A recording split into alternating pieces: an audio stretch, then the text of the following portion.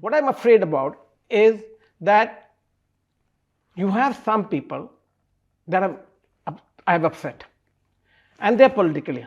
Whether they sit in the opposition or they sit anywhere else, they have an angst against me. And they also have a lot of clout. So they stir up the... They still have clout because you've said in a couple of interviews of late, you've said that the Congress government was against you. It is. But for 15 years, it's Mr. Modi's government in power. I know, but every time if you look at in Parliament or you look at speeches of Mr. Rahul Gandhi, he always still attacks me. Every time there's an election, he attacks me. Every time there's some issue and that comes up, I'm being attacked. Why am I being attacked by the Congress government? But Mr. Rahul Gandhi speaks against Mr. Ambani, Mr. Adani. Yeah, he does. Speaks about everybody, you know what happened? They don't sell newspaper. They don't sell news. I sell news. Okay, everybody's interviewing me because cricket is so big. Cricket has become so big. Cricket has put me in a limelight, which, unlike Mr. Adani and Mr. Ambani, who are good friends of mine, it's a different story. He bought a team because of you. No, but I'm saying that's a separate issue. But point is that the public sentiments are raised because of me. Some way or the other, one way or the other. That is why you're sitting here with us today. But you say you upset with the media. I'm not upset with the media. A certain section of the media. I'm not upset with anybody. Please understand. Upset would be if I was upset with the media, I would go media silent. Okay, if I was upset with the media, I'm not upset. It's the system. It's the laws. It's the laws. It's the laws that are there. If the laws allow you to keep saying what you want today in England or anywhere else in the world, you do something defamatory, the law will be very strong and hold you to task and take action. Unfortunately, you can't go to the court in India and get a stay order or get an injunction as far as libel is concerned against big newspapers. It's impossible. Would you try? Have you spoken to anybody in power to say that I want to come back? No, I haven't. I'll tell you why. Only reason is my children, who are most important to me, who I missed out spending most of my life because of cricket, and I gave everything for cricket, for our country, to the game. I missed out on their growing up years. They went through complete hell. They were hounded. They were everywhere they went. They had a miserable life growing up. Today, if you ask them in their growing up years, they actually don't want even to look about it. They don't even look at that side of it. And as what they went through. Don't they want your name cleared, Mr. Modi? My name, I don't. They know the truth. I know the truth. My friends know the truth. What is name clearing? Name clearing, it is what it is. If for 17 years we haven't been able to clear our name and somebody keeps calling you what they're going to call you, just live with it and carry on. We laugh it off. We have a good laugh about it. It's not that something that bothers me, or I wake up in the morning and I look at myself in the mirror. I got to do this. It used to give me heart palpitations. It's no longer there. I mean, I don't care about the Chidambarams of the world or the other Rahul Gandhi. What did Mr. Chidambaram say to you? No, Mr. Chidambaram is the whole reason the whole thing exploded in. I mean, the whole reason this whole thing exploded is because when I moved this IPL to South Africa, I was very friendly with every government. I was friendly with everybody. I mean, I moved the thing to South Africa. Mr. Chidambaram threatened me and didn't want me to do it. I didn't want to move it. At that point in time, it was the BJP government states who gave permission for me to hold the matches in BJP state, because the Congress government said that we will not give you permission in Congress state. So we started to change. We changed the schedule 154 times before I moved it to South Africa. And then finally the diktat came from Mr. Chidambaram that no states can do it. He was Home Minister then. He was Home Minister. He was all powerful. All powerful. And the Barkha Dutt, unfortunately or fortunately, whatever it may, played a clip, a slap on Mr. Chidambaram's face. And that kept playing in the media. So did he think that you got that done? I don't know what he thinks. But that created the biggest problem of all problems. And I took it to South Africa, and the IPL became so successful even in South Africa, though they had elections in India. And then the following year I came back, the Shashi Tharoor episode happened with Surendra. Yeah. And I brought down Shashi Tharoor, if you know, very clear. He lost his job. He lost his job, and then all guns were trained on me. All guns mean all guns from every side. Now, you know, in our country. Who was backing Shashi Tharoor, according to you? Sonia Gandhi.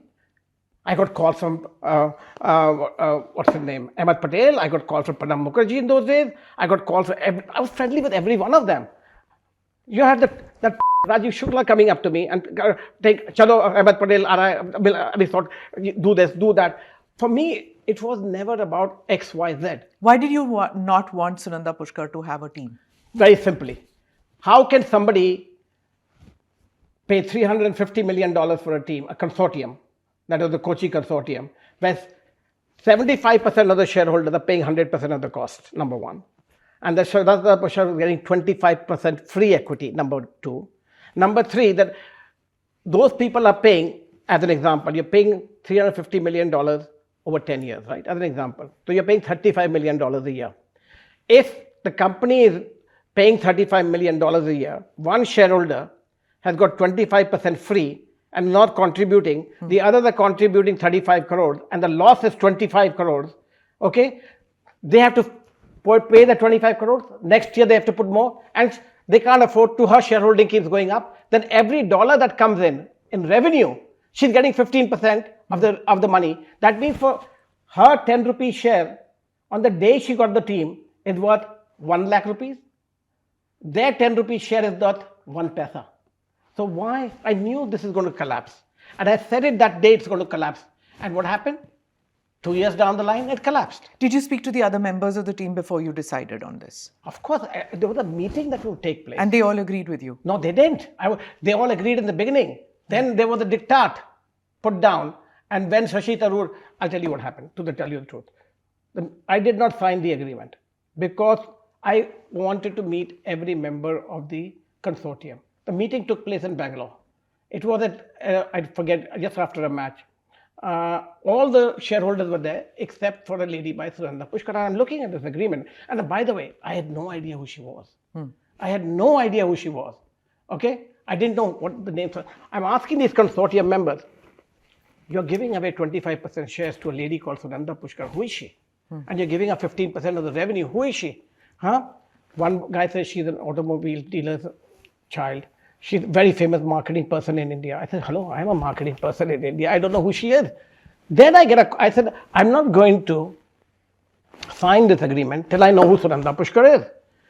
The minute I said this, somebody's texting out there, right? I get a call from Shashi Tharoor on the phone. And I saw the speaker phone. And he says, Lalit, don't ask about Sunanda Pushkar. He was a good friend of mine. Don't ask about Sunanda Pushkar. I said, why? He said, if you do, I'll have you raided in the morning. I said, screw you. But sorry for the language. And who the hell do you think you are? You may be the foreign minister of India. Don't you dare ever tell me this. And I banged on the phone. And I said, I will not sign it. Hell broke loose. It's 2 o'clock in the morning. Then I get a call. You can verify this from Shashank Manohar, as president of BCCI, who never interfered. Very nice man, never interfered. I said, Lalit, you will sign this agreement today. I said, Shashank, why do I need to sign it today? I will take off in the morning. I'll come to Nagpur and see you. We can talk about it tomorrow morning and then we can sign it. No, you will sign it now. Now, I never defy authority. I was under Shashank. I was vice president. He was president.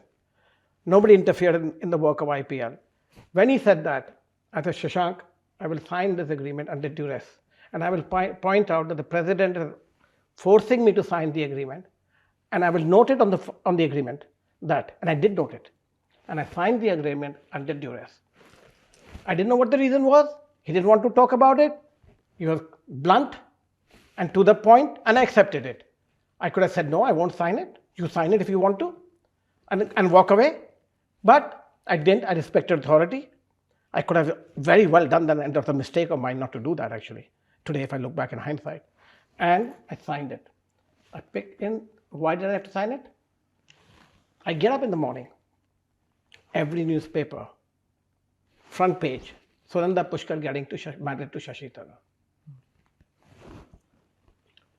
Now I knew why I had to sign it.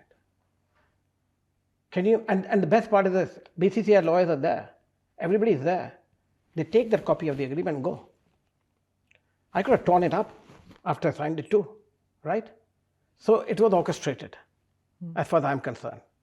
Okay, then I felt completely betrayed.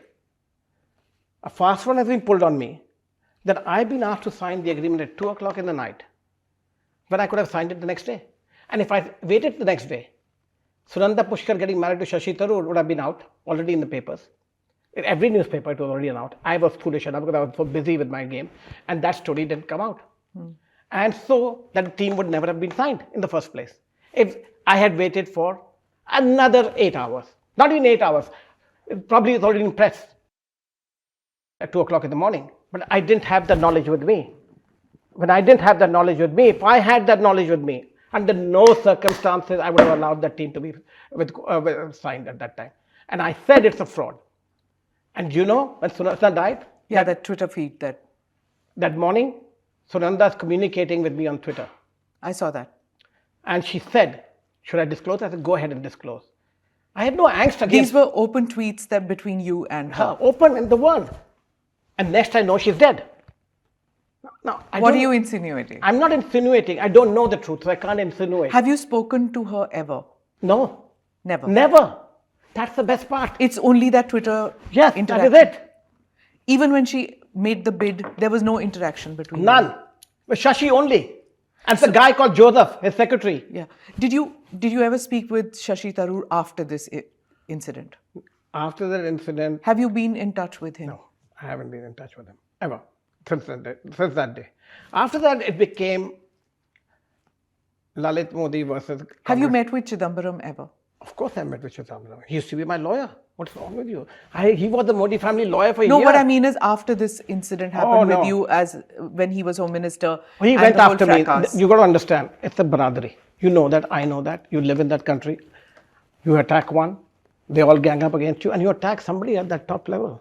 So it became, go after Lalit Modi. And then, fortunately or unfortunately, I was always at a match with Narendra Bhai or Vasundhara Raje, Sushma Ji, Nitin Gadkari, you name it. I was with them at the match. And because they were always supportive, it's not because of anything else, they were always supportive of the cricket. I had no personal agenda there. But that became Lalit Modi, the BJP person. Yes, I was very, very friendly with Vasundhara Raje. There's no doubt about it. Very friendly with Sushma Ji too. I was very friendly with the people in Ahmedabad too. I was very friendly with Nitin Ji too. I was very friendly with everybody because I had no business. I took no business favors from anybody. I never had any business with anybody. But I was also friendly with everybody in Congress too earlier. It was only that. How did Kochi get into the system? Let's understand. Nobody's asked this question. How did I allow Kochi to bid in the first place? I had to open a city, right? You could have picked any. I could have said Kochi didn't have a stadium even. Yeah. So why did I allow Kochi to come into the system? It was my Kochi Cricket Association is nobody. Kerala Cricket Association wasn't nobody in our system. True. I could have given, there was Ahmedabad sitting there, there was UP, there was Orissa there, Assam there, there were so many other states, Haryana there, so many other states, bigger states, where I could have opened. I opened it. Nobody's asked me this question. So, why did I open it for him? Yeah, why? Because he sucked up to me at that time to do it. It's true. Okay, that's brilliant. It's true. He sucked up to me. He took me out. He'd come to my house. That's all that was required? That was all that was required. I had no agenda with anybody. So when somebody is sucking up to you and he would come to me, you see pictures of him and me, Google me and Shashi Tharoor, you'll see the arm around me, he'd take me everywhere. Why would he do that? And I fell for it. He was a smooth talker without doubt. I mean, everybody in the world thinks he's... So what went wrong then? What went wrong with me exposing the truth? Because I couldn't afford an IPL franchise to go down. I could foresee the future. And in fact, when I predicted it, whatever I have predicted has come true. It is that not a single thing that I have not predicted, whether it's match fixing, whether it's Chidambaram, whether it's Shashi Tharoor, whatever happened, people said, I'm pulling a fast one to save my skin.